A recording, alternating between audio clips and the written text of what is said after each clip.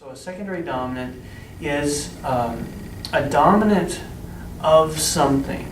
So not the dominant, but any other. Here's a definition off this sheet. A chord that serves as the dominant of a chord other than the tonic. That works well. Now, it's not always secondary dominants, but secondary leading tone chords. They too serve a dominant function, but we want to distinguish between 5 of something and 7 of something. Now that might be 7 diminished 7 of something, but it can't just be 7 diminished usually, because diminished chords don't happen in root position. Now it is interesting though that once in a while you'll see 7 diminished of something. That's the one, really the one exception. So in the main key, you don't want to use 7 diminished. You can use 7 diminished 6, you can use 7 diminished 7, or any inversion of 7 diminished 7, but that diminished chord does not happen very frequently at all. I mean, it's super, super rare in the key. Now, it happens a little more frequently that you'll get 7 diminished root position as a secondary chord. So just so you know, you may encounter that. Another word to know is applied chord. So you can talk of secondary chords. That can be a little bit confusing because if we talk of primary chords as 1, 5, and 4, as some textbooks do, then any other diatonic chord is going to be a secondary chord. So, that's a little bit confusing. But for most people, secondary chords are those that are secondary dominants, secondary leading tone chords. They're a dominant or a 7 of something other than the tonic. That's the normal definition of that. Another word that we use synonymously, though, is this word I just mentioned, applied. So we can say this is an applied dominant. In other words, you've taken the dominant principle and you've applied it to a new place, a new scale degree. You've taken the 7 diminished chord and you've taken it from its normal environs and you've moved it to a new place in the scale and said, okay, I'm going to apply it to, say, scale degree 4 or what have you. So applied chords. And a lot of textbooks use both. Some use one, some use the other. Good to know them both. Applied chords and secondary chords it's the same concept, just 2 different words for it. The first thing I want to talk about is analysis. How do you find them fast? And the speediest way to do it is to look for accidentals. This isn't going to work with every single one because some are diatonic to the key.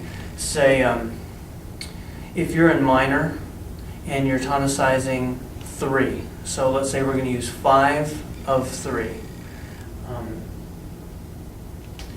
Think of that chord that is 5 of 3, say in C minor. If you're in C minor, 3 is E flat. Well, 7 is 5. So think of that. If you're in E flat, what is the 5 in that key? It's B flat. Now put that in terms of C, and you see you've got a chord, B flat D F, that fits the key. So there you're not going to need an accidental to make this happen. And that's good to remember that one. 5 of 3 is 7 in a minor key. But all the rest of them, I'm probably forgetting one other, there's probably another exception there, but generally speaking, if you see a secondary dominant, it's going to need a leading tone.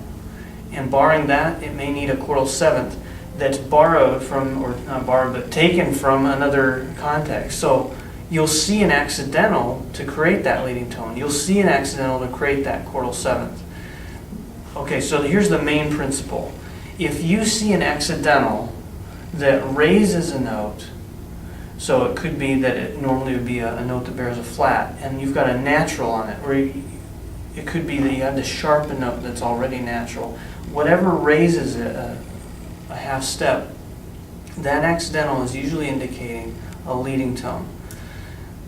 The other principle is that if you see a note lowered in a secondary dominant situation, it's probably the chordal 7th. So here are 2 rules of thumb regarding accidentals. Again, the context here is analysis. You see an accidental. Number 1, suspect a raised note of being a leading tone. Number two, suspect a lower note of being a chordal seventh. When we get into mixture, we're going to have other notes that are lowered, but they're lowered for other reasons. So it really has to do with this context right here, and later we'll add other possibilities to it. And then we'll have to suspect lowered notes of either being mixture or the result of lowering a chordal seventh in a secondary dominant. So it'll be a little more complex a little later, but for the time being, it's just going to be these two principles that I want you to remember. The main one is, if you've got a raised note, you suspect it being a leading tone. It's kind of like when you see the tattoo, you know what gang they belong to or whatever. You see that sharp, and that's the tattoo, that's the mark, that's the badge. Or let's put it on the other side of the law. How about the sheriff always wears his badge in those westerns? You know, you've always got the badge there. The leading tone wears some kind of accidental that raises, and when you see that badge, you go, "Oh, okay. I think I know what this is." All right. So let's take a couple examples now.